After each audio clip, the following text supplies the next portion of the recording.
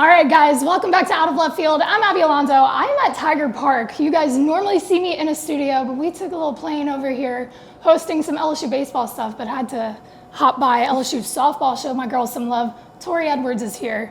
I am so excited to talk to you today because we could go over your rap sheet and the accolades and the awards, and that is all great, but I want people to get to know you. So if you had to introduce yourself without mentioning softball, I'm putting you on the spot here. How would you do that? I would definitely say I'm just an organized, just passionate, motivated person. Like I love knowing what things are, just being organized. I'm a big planner, but like I just love traveling. I travel all the time over the summer whenever I can. So definitely think planning ties into that a lot. But I don't know, I just love it. I love sports, love seeing new places. Like I just very adventurous person. Let's talk about that planning part. That seems to, again, the proof is in everything you do on the field. Talk to me about how that comes into the softball career. How do you plan? How do you have a, prep for a process kind of thing? Yeah, like a bunch of the approaches can come from softball, but also what I do like off the field and dealing with school, or even just again like taking care of myself. Like if I don't plan that out or have say like school or homework and like all set up, I can't think. Ooh. So just like I like to clear that off, and kind of the thing I like to say is like if I'm not organized or anything, like that's how my mind is too. So I try to take care of all of that. So when I do get to softball, it's just like this is who we're playing, this is the pitchers we might see, and then like now I can go about my approaches. Like I don't want the outside distractions and stuff like that. I just feel like that's the least of my worries. So if I can take care of those things, like I can just go on the field and like not worry about a test or something like that. You have a process. Yes. What does that look like on a game day? I'm not a superstitious person. Okay. So a lot of my teams are coaches, like veteran, like super superstitious. But personally for me, I see it more of like routine. So I don't need like the same socks or same hairdo or same like thing I eat every day, but just more of a routine of like getting myself winded down. Again, like going through potentially like who we're playing, just my mindset, just like reading my daily word every day and that kind of stuff, and just trying to like make things seem as familiar as possible, like how I go about hitting, things like that. And I think the routine like just kind of keeps me at ease, and then again like not worrying about little things that might have went wrong or out of 100%. My plan. Yeah. I want to take them inside, or staying on the topic of mindset. I just asked you about your injury freshman year that caused you to redshirt. Yes. You come back from that and you completely dominate. 2025 SEC freshman of the year. And again, you got records broken, you're holding records, the grand slams, the slugging percentage, look it up, I'm not going to go through it. But how do you turn the injury, which for a lot of athletes that I've gotten to talk to, that's a struggle. Yeah. The mindset of being able to come back from that and then do what you did. What did that look like for you? How were you able to do that? I think it was definitely hard. It was one of like the hardest things I went through in my life. Like I've never really had a big injury. So at first, kind of the normal reaction was just devastated. I was like, why me? Just all the questions and the doubts. But like over time, I was able to learn that it happened for a reason. It was God's plan. There was a reason like this happened to me, and I needed to learn from it. And I've told a lot of people that just having like someone like Danica Coffey by my side, who was also going through an injury at the time, who's already been through it and has played 3 years, was super special. And I think she helped me grounded, and like we kind of just fed off each other and supported each other. So she taught me a lot, but I just kind of look at it, I kind of joke like it was a free trial, almost somewhat. I like that. Just somewhat, just because I was able to learn and see what it takes to go in and out of seasons, seeing just people going up and down, struggling, or again, different approaches for different teams. I was able to see that and understand it from an outside perspective. So when I was actually a part of it, I could just almost just apply myself to it and not have to learn all that excess information, if that makes sense. You observed before you actually participated, which is I love that perception, like that perspective of like, yeah, it sucks, right? You wouldn't draw it up that way. That's not, how you would want it to go. But for you to be able to take that lesson from it and look at it that way, definitely applied to what happened on the field last season. That being said, you set a bar pretty high for yourself. Yeah. So moving into 2026, how do you, I don't want to say one up it, but how do you continue on that trend and continue to have the success that you had in 2025? A lot of the things I've talked about, especially like with our coaches or even just working through myself, is that if I try to chase, say, more accolades or try to be better than I was last year, I'm just either going to end up being like disappointed or I'm going to be trying so hard to force outcomes. And at the end of the day, like part of it's not in my control. So like after I swing the bat, after I do whatever, like the ball's out of my hands. So just kind of looking at it that way, but also just making sure I'm prepared and knowing that there's still more opportunities for growth and areas that I continue to get better at. So I think just keeping it still simple, but also not like letting up or getting complacent is my biggest goal. And over the fall, I feel like I did a really good job of that. So now just going into it, trying to block out all the excess noise. We've had all the rankings come out, the preseason, like who might be player of the year or like all SC, stuff like that. Just trying to ignore that. Like I appreciate it, like love just how I've been able to get myself to that spot, especially after my first like true year of my career. But I think just as I keep just blocking out that noise and just focusing on the team, what the team needs, like what I can do for the team, I think I'll still see that success like moving forward. If you're a young softball player, any athlete, what she just said is so important, team mentality. Again, you're looking at one of the best college softball players in the country right now, and that is huge to have, because it's easy to get caught up in like, oh, I'm on this watch list, or like they're projecting this. Like, there's a little bit of a competitive nature there of like, I want to be the best. Who wouldn't want to? But staying centered in that team mentality, what can I do for the team? That's when you see the success come and those awards come, is when you are focused on how you can make the team better and how you guys can win. Yeah. Pressure is probably something that you are familiar with in different ways. What's your relationship with pressure like? Is it something that you feed off of? Do you eat it up and like that's something you want, pressure, or has that been a process to try to, what you say, block out the noise? Definitely has been a process. Okay. I think early on, like you kind of just brought up their grand slams and stuff. When I was put in those kind of situations, especially like early on, I didn't have the excess film. People didn't know much about me, so I was still kind of new to the college softball world. So for me, I could approach things a lot more simple. But I think my mindset, like going into those at-bats, is just like keep it simple. Just pretend like our coach Bryce, like he always just kind of talks about like just counts, the people on base, like that's all kind of a distraction in some sort of way. People try to make different approaches happen out of those things. So I definitely, simple is always the word I go back to. But I think towards the end of the season, when I did start having a lot more success, a lot more eyes on me, it definitely was a process I had to go through.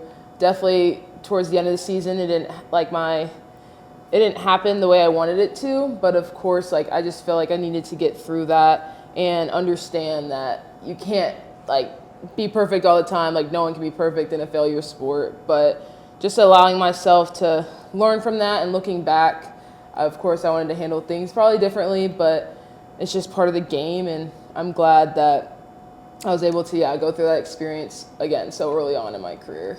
You just called it a failure sport, and that is the baseline of softball and baseball. Like the odds are against you, and even if you go 3 for 10, you're still above average. Yeah.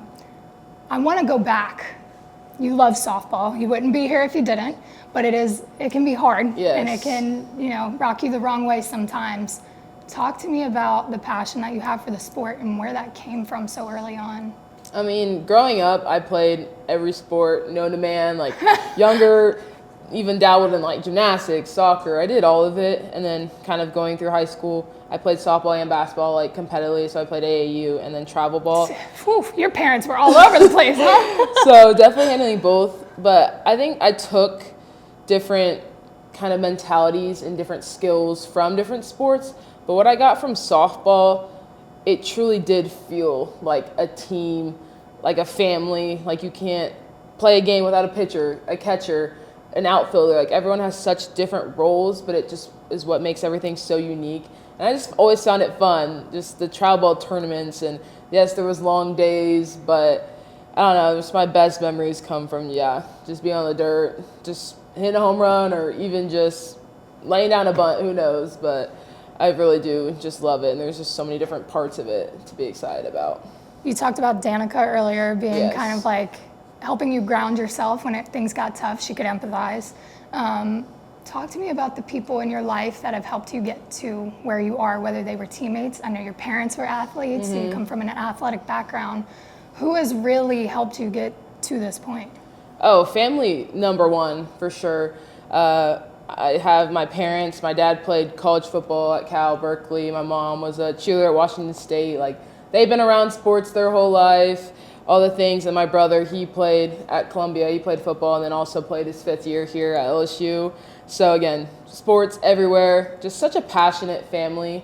We kind of have a saying that, like, Edwards don't do average, and that's kind of like what we live and stand on. And it's just exciting because my parents were so supportive. Like, yes, I had the tough tournaments and games, and yeah, they were hard on me, but it was just always a loving, supporting feel, and I never felt like they were trying to live through me, or they were trying to force me to do something or be something that either I wasn't capable of, but I still also having faith in me. So love that. And then me and my brother have grown so close over the years. He's so supportive. He tries to come whenever he can, and he was off for a long time, so still like getting notes and stuff from him is super special. But if I had to put one more person, definitely like my icon, and still to this day, it still would be Kobe Bryant. Like, I've read his Mamba Mentality books. I was a fan of him while he was playing, and he just, even now, like, still is such a good representation of what it takes to be an athlete, what it takes to have drive. There's hard days, but we all go through hard days, and you just can't, like, I don't want to be like, what happens if I didn't do enough? I just never want to be questioning that. So just learning through him and having that dog mentality, I think it's great, and I think that's definitely like put me kind of to the mindset I'm at right now. Love that. I actually just got to talk to a couple USL players, and we kept coming back to failure and what that looks like with athletes and how you learn through it.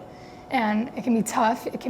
As an athlete, like, you have so many outside voices, and media is saying this, and other teams and coaches and social media. You can go on and on and on about other people's opinions, and that can get loud sometimes, especially if you're in a stretch where you're not producing the way you want to or playing the way you want to.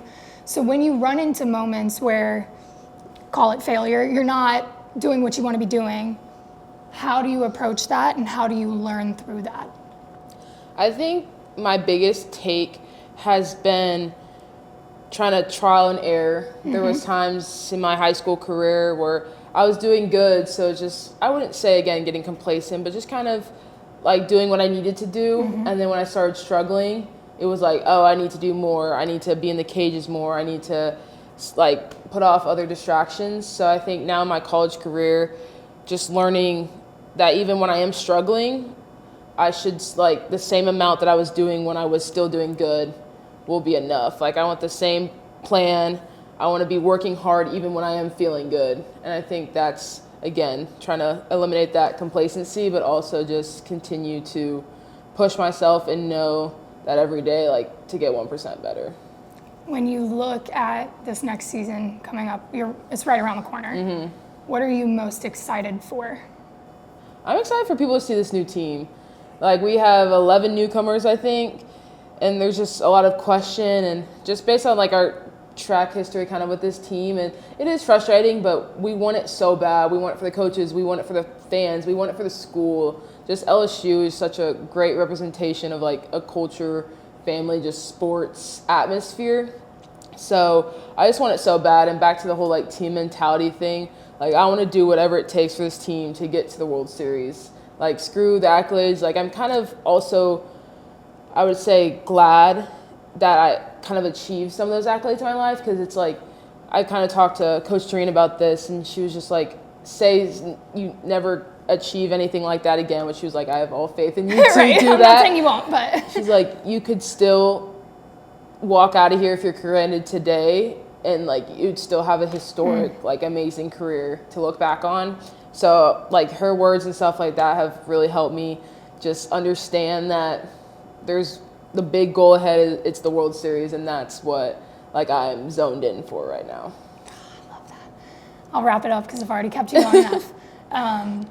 A lot of what I'm doing is for the next generation. Yeah. We're seeing an unprecedented time in softball with, I mean, from professional to college to NIL, it's exploding right now. And there's a lot of little girls that have opportunity that a lot of people didn't have when they were 12, 13, 14 to look up to so many powerful women in this sport.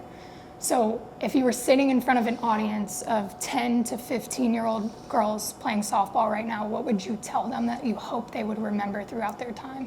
I think the biggest thing, you can tell people to work hard. You can tell them to just like believe themselves, like keep going. But at the end of the day, I think there's always just one thing you need to like have as your source. And for me, just again, like my why, like why do it? And at that time, for me now, it's my younger self, like what I went through, like how much work I put in, the time, just like the dreams and aspirations I did to have to be playing college softball now. So definitely just telling them to appreciate and just understand that their dreams are like they're capable.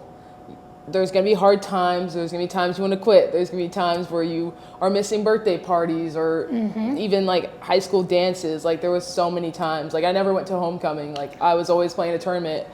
But at the end of the day, I look back and it's like I remember those travel ball tournaments more than I probably would ever remember Homecoming. a dance. And it's just about creating friends and family. And even just this team now, I know so many girls from so many different states, so many different travel ball teams. It's just a community, and I love it. But at the end of the day, for my younger self, I just really appreciate everything like I kept going through and the strengths and stuff I built. I'm really proud of myself for sticking it through, and now I'm doing it for little Tori. So You absolutely should be very proud of everything you've done, and you still have so much more ahead of you. So doing it for your younger self, and again, doing it for these young girls, you are somebody they look up to. Like that's got to be an incredible feeling. Yeah. Truly. All right, I've kept her long enough, y'all. I was late. The tripods were left in the car. I was shaking before, but it was awesome to talk to you. You guys make sure you're following, subscribe. We're going to be doing a lot of content around softball and hopefully a lot more LSU softball as the season kicks off. Good luck this year. Thank you. Thank you for having me. There's a good shot LSU's in OKC this year. Fingers crossed. Yes.